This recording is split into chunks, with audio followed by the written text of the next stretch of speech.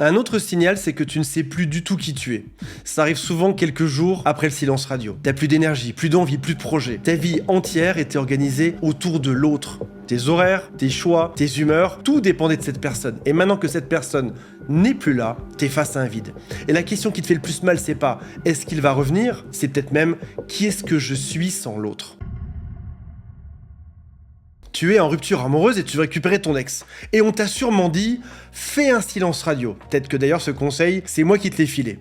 Ok, sauf que pour toi, c'est pas juste dur de couper le contact, c'est insupportable. Tu tiens une heure et vite, tu cours vérifier ton téléphone portable pour voir si t'as pas eu un message. Tu as l'impression que si tu ne donnes pas une nouvelle à ton ex, il va t'oublier. Et que chaque minute qui passe, tu vas le perdre un peu plus. Et tout le monde te dit, tiens bon, ça va passer, ça ira. Mais personne ne comprend que, dans ta tête, c'est pas du manque, c'est de la panique. D'ailleurs, avant de continuer, si tu le souhaites, si tu veux savoir vraiment où tu en es avec ton ex, il y a un quiz en dessous qui s'appelle « Quelles sont mes chances de récupérer mon ex ?» C'est gratuit et le lien est dans la description. Ça prend 2 minutes et ça te donne au moins une première réponse claire. Si tu te reconnais là-dedans, c'est peut-être que tu es dépendant affectif. Et le silence radio pour un dépendant, c'est pas la même chose que pour les autres. C'est un sevrage, littéralement. Dans cette vidéo, je vais te donner des signaux qui montrent que t'es pas juste dans une rupture difficile, mais bien dans de la dépendance affective et surtout les vraies solutions pour tenir bon.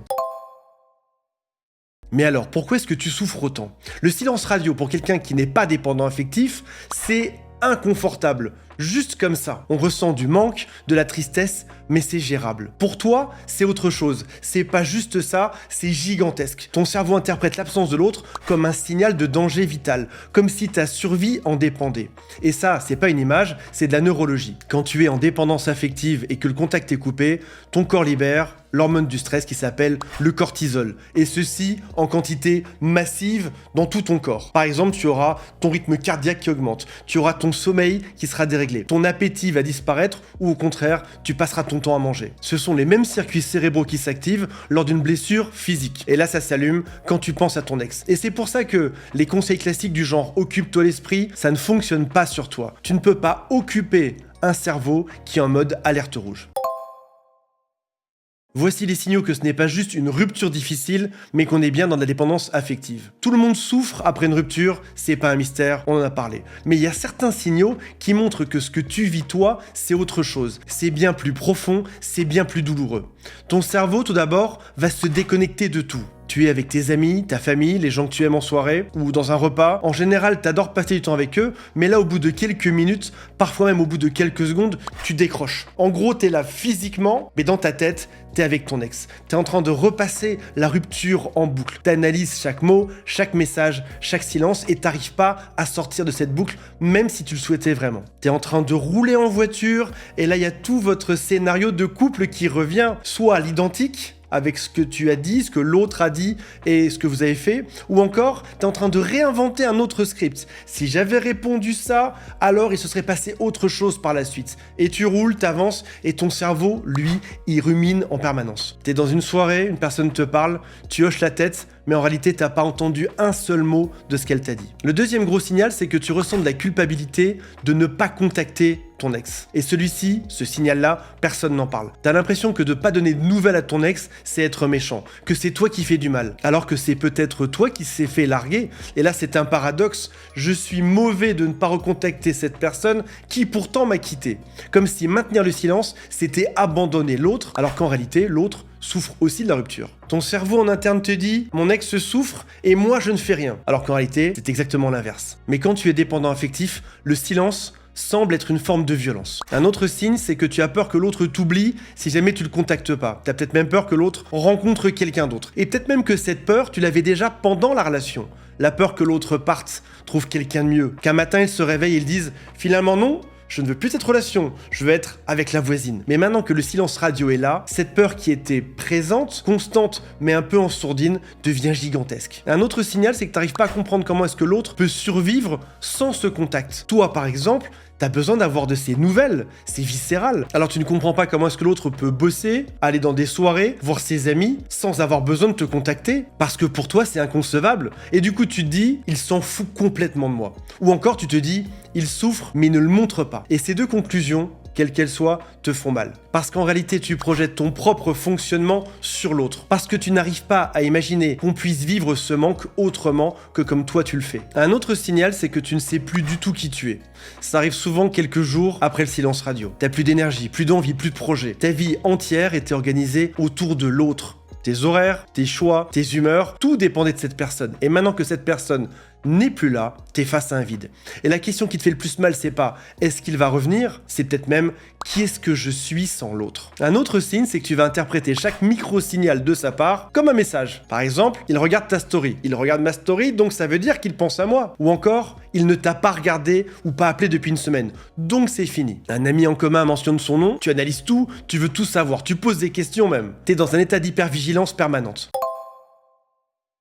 Mais alors cette dépendance affective, en quoi c'est un problème si tu veux vraiment récupérer ton ex aujourd'hui? Si t'arrives pas à gérer cette dépendance affective pendant le silence radio, il y a de fortes chances que tu viennes saboter ta conquête amoureuse. À chaque fois que tu craques, que tu envoies un message, un like, que tu poses une question aux amis en commun, tu envoies toujours le même message à ton ex. Je n'arrive pas à vivre sans mon ex. Et en reconquête, c'est probablement le pire signal que tu puisses envoyer. Ça risque de confirmer exactement ce qui l'a fait fuir, c'est-à-dire le sentiment d'être ton unique source de bonheur, ta béquille, ta raison de vivre. Et ça, c'est une pression énorme à porter pour quelqu'un. Chaque structure surchargée finit par céder. Même si ton ex avait envie de revenir, parce qu'il y a une partie d'elle qui a un doute, il n'oserait pas parce que tu es trop dépendant, parce qu'il ne veut pas te faire encore plus souffrir. Parce que s'il revient et qu'il te donne trop d'espoir alors qu'il doute, il pourrait te rendre triste. Et donc, on arrive dans un cercle vicieux. Plus tu craques, plus tu te sens nul d'avoir craqué, plus tu angoisses, plus tu as envie de recontacter ton ex pour te rassurer, et la boucle repart encore et encore.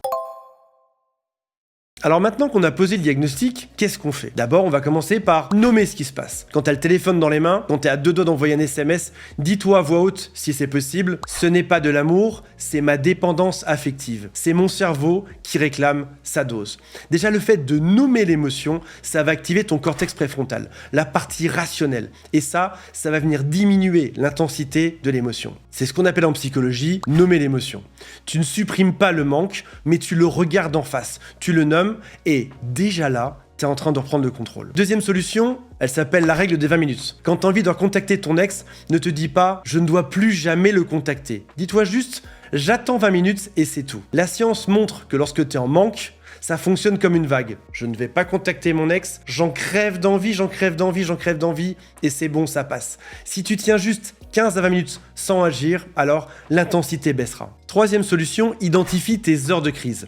Le manque n'est pas constant. Il y a des pics. Par exemple, pour la plupart des gens, ça peut être le matin très tôt, et même sûrement encore plus le soir, quand tu es seul, quand tu te retrouves à la maison et que c'est calme, quand il n'y a plus rien à faire pour distraire ton cerveau. Pour d'autres, ce sera le matin. Identifie tes heures à toi et prépare même ces créneaux à l'avance. À 21h, je vais appeler Sophie, ma meilleure amie. À 22h, je vais me mettre un podcast de dev perso. À 18h, j'écoute les vidéos d'Antoine Pétavin et je m'abonne. Solution numéro 4, bloque les canaux de stalking, ceux qui font que tu vas espionner ton ex. Si tu ne peux pas t'empêcher d'aller voir ton ex, mets-le en mute, archive la conversation, autorise-toi à y aller seulement une fois par jour, voire même une fois par semaine. On peut vivre sans Instagram, on peut vivre sans TikTok. Tu peux même en un clic le désinstaller. Ne laisse jamais une bouteille d'alcool sur une personne qui est en sevrage, c'est la même logique. Tout ce que tu penses manquer sur cette personne n'a pas d'importance, et ça je te l'assure. Solution numéro 5, ne traverse pas ça tout seul. Tout simplement. Je vais être honnête avec toi, la seule vraie solution pour ne pas en souffrir à ce point, c'est de trouver de l'aide. Beaucoup de dépendants affectifs attendent une rupture pour enfin entamer une thérapie. Ils le savent depuis des années qu'il y a un problème, mais tant que la relation tient, c'est pas si grave, parce qu'ils ont leur source de réconfort. Seulement, le jour où la rupture arrive, c'est là qu'il y a un drame. Et finalement, c'est peut-être la meilleure chose qui pourrait t'arriver dans ton malheur. Parce que le silence radio, pour un dépendant, c'est une thérapie en accéléré. C'est la première fois de ta vie où tu es forcé d'exister sans l'autre, de te confronter à toi-même, à ce vide que tu remplis d'habitude par la relation amoureuse. Alors, consulte quelqu'un, je suis sérieux, que ce soit un psy, un thérapeute, un coach spécialisé, pas dans 3 mois, fais ça maintenant. Le silence radio, c'est le moment idéal. Travaille sur toi, fais de cette période qui craint, on va vraiment dire les choses telles qu'elles sont, une opportunité. Tu es en train de traverser un des moments les plus intenses de ta vie émotionnelle et t'as pas à traverser ça tout seul. Si jamais tu le souhaites, si tu veux qu'on t'accompagne là-dedans, tu peux prendre rendez-vous avec un conseiller, c'est juste sous les vidéos, ils t'écoutent pendant 20 minutes, ils vont t'orienter ensuite et ils vont te donner des solutions. On connaît la dépendance affective, on connaît le silence radio par cœur et on peut t'aider à construire un plan adapté à ta situation. Quand on coach quelqu'un, on veut bien évidemment l'aider à retrouver l'amour de sa vie, mais on veut surtout que la personne se retrouve elle-même et que la relation dure dans le temps. Et c'est pour ça que tous les coachs de mon équipe sont formés, on a aussi des psychologues et des docteurs en psychologie. C'est donc le moment idéal pour toi de te libérer de cette dépendance. Pour conclure, le silence radio quand t'es dépendant affectif, c'est le truc le plus dur que tu feras. C'est un sevrage, il faut l'appeler comme ça. Mais c'est aussi le moment où tout peut changer. Pour ta reconquête, parce que tu vas devenir quelqu'un d'autre qui peut vivre sans l'autre, tu vas pas revenir de la même manière dans ce couple, mais aussi pour toi. Parce que la dépendance affective, si tu la bosses maintenant, tu ne la subiras plus jamais. Voilà mes amis, on se retrouve dans la prochaine vidéo. Salut à tous, bye.